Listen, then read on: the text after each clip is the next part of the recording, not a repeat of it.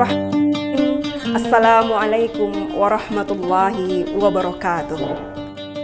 Alhamdulillahillazi an'amana bi ni'matil iman wal islam. Sallim ala sayyidina Muhammadin wa ala alihi wa sahbihi ajma'in. Para pemirsa Kurma, hadirin wal hadirat, kaum muslimin dan muslimat, as-shaimin was-shaimat yang dirahmati Allah. Puji dan syukur kembali kita ucapkan kehadirat Allah Subhanahu wa Ta'ala, serta salawat dan salam kepada Nabi Muhammad Sallallahu Alaihi Wasallam.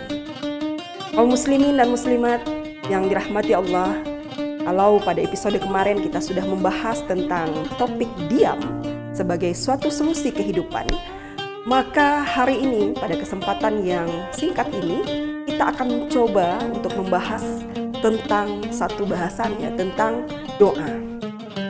Kaum muslimin dan muslimat yang dirahmati Allah, ada salah satu senjata orang mukmin.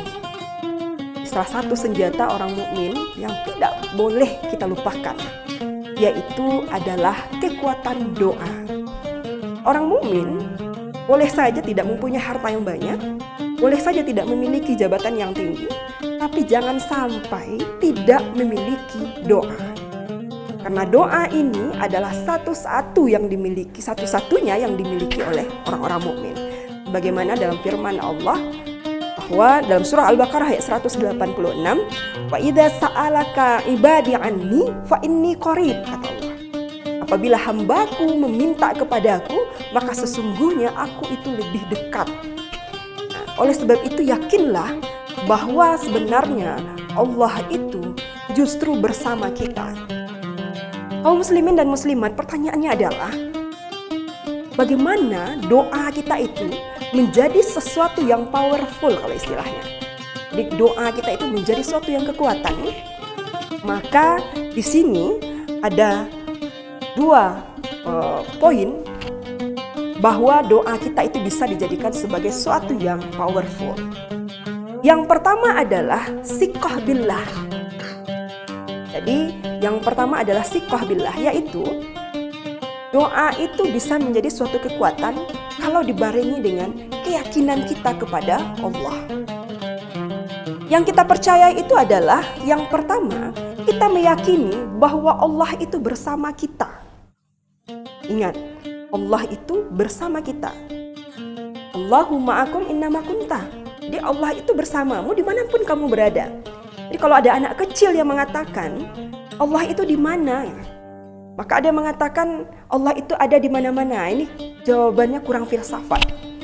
Tetapi yang paling tepat itu adalah Allah itu bersama kita.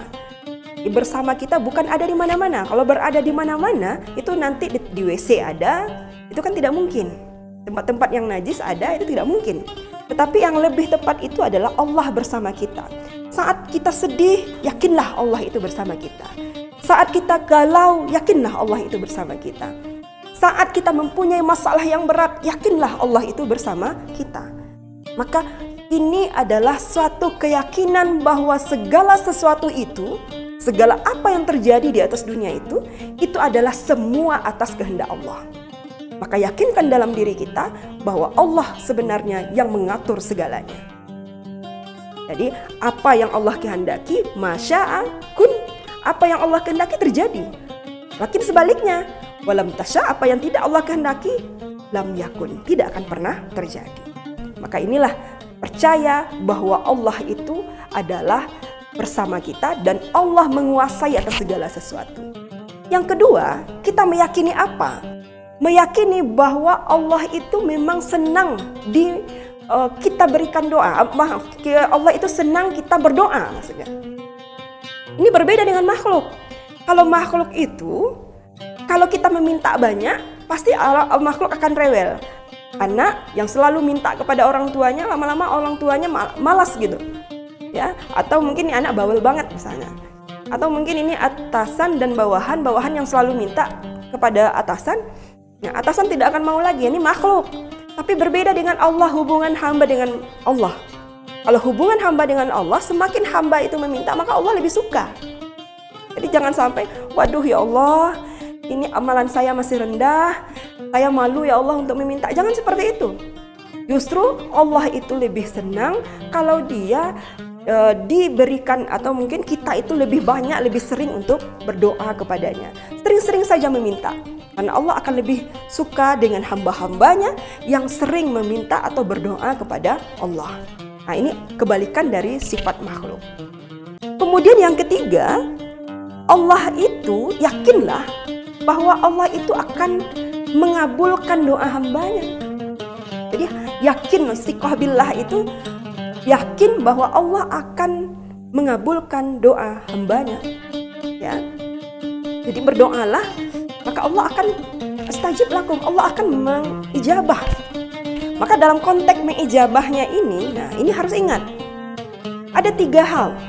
Yang pertama, bisa saja apa yang kita minta itu nanti Allah berikan sesuai dengan apa yang kita minta. Jadi apa yang kita minta persis sama dengan apa yang kita minta, dan Allah mengijabah doa kita. Yang kedua, bisa saja apa yang kita minta tetapi Allah mengijabahkannya dengan yang lebih baik. Jadi ketika kita meminta A misalnya, maka Allah memberikan justru yang lebih baik dari yang A ini. Jadi yakinlah bahwa Allah itu mengabulkan doa seorang hambanya. Yang ketiga, bisa saja apa yang kita minta tetapi belum saatnya untuk diberikan. Mungkin belum saatnya diberikan pada waktu itu, bisa saja nanti diberikan di akhirat. Jadi tidak perlu ragu bahwa apa yang telah kita doakan itu, yakinlah bahwa Allah pasti akan mengabulkannya. Sama halnya seperti Maryam. Maryam itu meminta kepada Allah suaminya, dan itu akan dikabulkan oleh Allah bukan di dunia, tetapi nanti di akhirat kelak, nanti itu akan disiapkan suami yang terbaik untuk Maryam. Walaupun di dunia dia tidak akan bersuami di dunia, tetapi nanti Allah akan memberikan suami yang terbaik di akhirat. Nah, inilah yang harus kita yakini, bahwa doa itu bisa menjadi sebuah powerful atau kekuatan apabila kita yakin bahwa Allah itu pasti mengabulkan doa kita. Kaum muslimin dan muslimat yang dirahmati Allah, satu lagi tips atau mungkin perihal kapan doa kita itu menjadi suatu kekuatan powerful. Yang kedua adalah berdoalah dengan bersenandung, bukan bersenandung ya. Kalau tiba di bahasa Arabnya bermunajat, ya, romantis sama Allah. Jadi romantis sama Allah, ngomong sama Allah itu dengan hati yang paling dalam. Jadi kita sama Allah itu anggap kita bercengkrama, kita curhat, kita ngomongin apa isi hati kita. Ya, maka inilah yang bisa menjadi doa itu menjadi kekuatan dalam kehidupan kita. Seperti halnya ketika Rasulullah SAW keluar dari Taif dan dia dikejar-kejar. Bayangkan penghinaan yang diberikan oleh orang-orang kepada Rasulullah SAW, dihina, dikejar, dilempari batu. Akhirnya Rasulullah bersandar, kemudian dia berdoa kepada Allah. Wahai, apa doanya? Ya, wahai Rabbku, aku kepada Engkaulah aku memohon. Aku dengan segala kekurangan dan daya upayanya. Nah, seperti itu. Jadi Rasulullah mengatakan, hanya kepada Engkaulah kepada Engkau yang Maha Rahim, Engkau Maha Pelindung dari segala sesuatu. Maka pulangkanlah aku ketika Engkau memulangkan aku kepada musuh-musuhku, atau mungkin memulangkan aku kepada keluargaku yang akan melindungiku. Nah, jadi Rasulullah itu berdoa kepada Allah dengan penuh perasaan.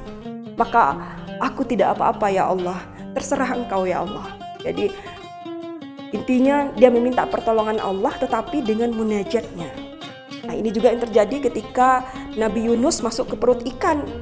Jadi doanya Nabi Yunus itu, la ilaha illa anta subhanaka inni kuntu minaz zalimin. Jadi doanya Nabi Yunus itu lembut, tetapi sampai menggoncang arasy. Jadi ini kekuatan doa. Sampai-sampai ditanya oleh malaikat, ya Allah, itu siapa itu yang berdoa? Nabi Yunus di dalam perut ikan berdoa terus, inni kuntu minaz zalimin, inni kuntu minaz zalimin, kan seperti itu. Jadi Allah katakan, wahai malaikat, itu adalah doa hambaku Yunus.